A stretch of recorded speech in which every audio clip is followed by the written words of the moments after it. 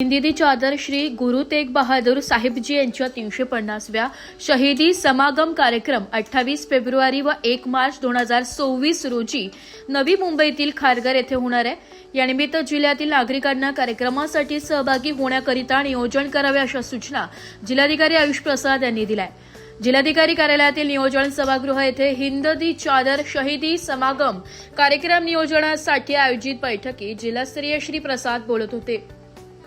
यावेळी नाशिक महानगरपालिकेच्या प्रशासन अधिकारी मीता चौधरी, तहसीलदार करमणूक शाखा सुनीता जराड, सहाय्यक प्रादेशिक परिवहन अधिकारी सचिन बोधले, आरोग्य विज्ञान विद्यापीठाचे जनसंपर्क अधिकारी डॉक्टर स्वप्नील तोरणे, महानगरपालिकेचे जनसंपर्क अधिकारी योगेश कमोत, लबाणा समाजाचे क्षेत्रीय समिती सहअध्यक्ष रवींद्र गांगोले नाईक, सिंधी समाजाचे क्षेत्रीय समिती सहअध्यक्ष गुरुमुख सिंग संधू यांच्यासह समितीचे सदस्य उपस्थित होते। जिल्हाधिकारी श्री प्रसाद म्हणाले की नवी मुंबईतील खारघर येथे होणाऱ्या हिंदी चादर श्री गुरु तेग बहादूर यांच्या 350व्या शहीदी समागम कार्यक्रमासाठी जिल्ह्यातील शीख, सिकलकर, बंजारा, लबाणा, सिंधी, वाल्मिकी, उदासीन, भगत, नामदेव, वारकरी संप्रदायासह नागरिक मोठ्या संख्येने उपस्थित राहणार आहे। नागरिकांना कार्यक्रमस्थळी पोहोचण्यासाठी विशेष रेल्वे तसेच बसेसची व्यवस्था करण्यासाठी संबंधित विभाग प्रमुखांशी चर्चा करून जिल्हा प्रशासनामार्फत नियोजन करण्यात येईल। यासाठी संप्रदाय प्रमुखांनी कार्यक्रमासाठी येणाऱ्या भाविकांची अंदाजित संख्या निश्चित करून कळवावी। कार्यक्रमाच्या प्रचार प्रसिद्धीसाठी जिल्ह्यातील सर्व माध्यमांच्या शाळा व महाविद्यालयांमधून प्रार्थनेच्या वेळी सतिंदर सरताज यांचे हिंदी चादर गीत वाजवण्यात यावे।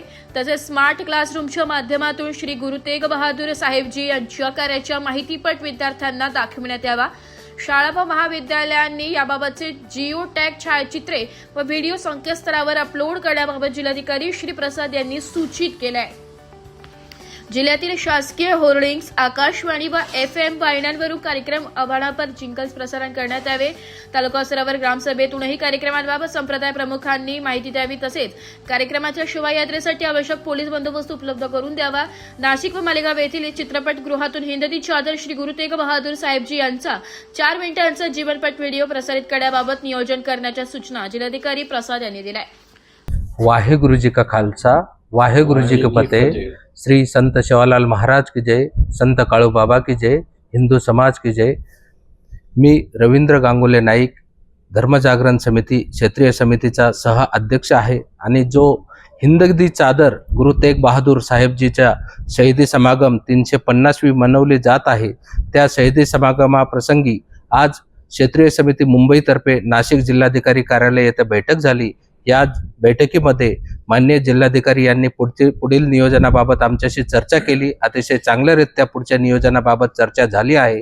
त्यामध्ये भोजन व्यवस्था असेल, त्यानंतर जाण्याची व्यवस्था असेल, त्यानंतर इथली कोणतीही आरोग्य व्यवस्था असेल, त्यानंतर इतर प्रसार प्रसिद्धीमधली योजना असेल आणि सगळ्या मीडिया असेल, यामध्ये कलेक्टर साहेबांनी त्यांच्या पद्धतीने आदेश दिले आहे की हिंदी चादर गुरु तेग बहादूर साहेब यांनी जी 350 वर्षापूर्वी जी शहीदी दिली होती, ही फक्त या 5-6 धर्मासाठीच नव्हे तर अखंड हिंदुस्थानासाठी दिली होती आणि संपूर्ण जगामध्ये राहणाऱ्या हिंदू समाजासाठी दिली होती। आणि आज ते आहे म्हणून आज आपलं सर आपल्या धडाच्या वरती आहे। हिंदी चादर हे नाव सगळ्यांपर्यंत जावं याच्यासाठी माननीय महाराष्ट्र सरकार देवेंद्रजी फडणवीस यांनी आम्हाला खूप मोठं सहकार्य केलं आहे आणि या कार्यक्रमाचे समन्वयक आमचे मार्गदर्शक रामेश्वर भाऊ नाईक यांच्याही मोठ्या सहकार्याने आणि गुरु साहेबचे आमचे जे हरनाम सिंगजी खालसा हे जे आहेत यांच्या सगळ्यांच्या प्रयत्नाने हे कार्यक्रम शक्य झाले आहेत। मी सगळ्यांना या कार्यक्रमासाठी सगळ्यांना आमंत्रित करत आहे आणि सगळ्यांनी जातपात धर्म बाजूला ठेवून या कार्यक्रमासाठी उपस्थिती लावावी। वाहेगुरु जी का खालसा, वाहेगुरु जी की फतेह। बहुत ही बड़ा ये उपराला किया है जो ये शहीदी समागम मनाया है।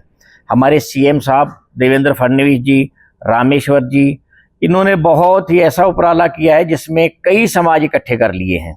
ये शहीदी समागम साहेब श्री गुरु तेग बहादुर जी, जिन्होंने अपनी शहादत इंसानियत के लिए, धर्मांतरण को रोकने के लिए और हिंदुस्तान के लिए दी थी, जिनका हमारे समाज के ऊपर एक बहुत ही अच्छा असर पड़ा है।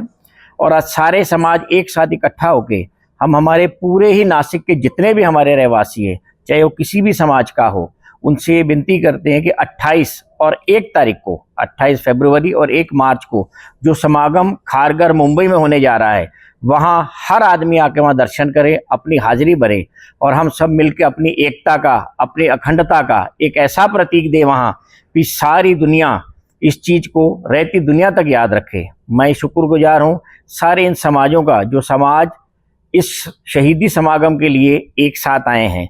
शुक्रगुजार हैं सीएम साहब का, फडणवीस जी का, रामेश्वर जी का, जसपाल सिंह जी का और हमारे जितने भी संत हैं, जितने भी साधु संत हैं इस समागम में जुड़े हुए हैं, सबका बहुत बड़ा योगदान है। हमारे पोहरा देवी जी के महंत हैं, जीतू जी महाराज हैं, जो भी इसके साथ जुड़ा है उनका एक ऐसा योगदान रहा है कि उनके आशीर्वाद से ये समागम रहती दुनिया तक हमारे फडणवीस साहब का भी नाम रहेगा और इस महाराष्ट्र का भी नाम रहेगा, जिसने पूरा एकता के साथ लोगों को जोड़ा है। वाहेगुरु जी का खालसा, वाहेगुरु जी की फतेह। ब्यूरो रिपोर्ट, नाशिक लोकशाही न्यूज, नाशिक।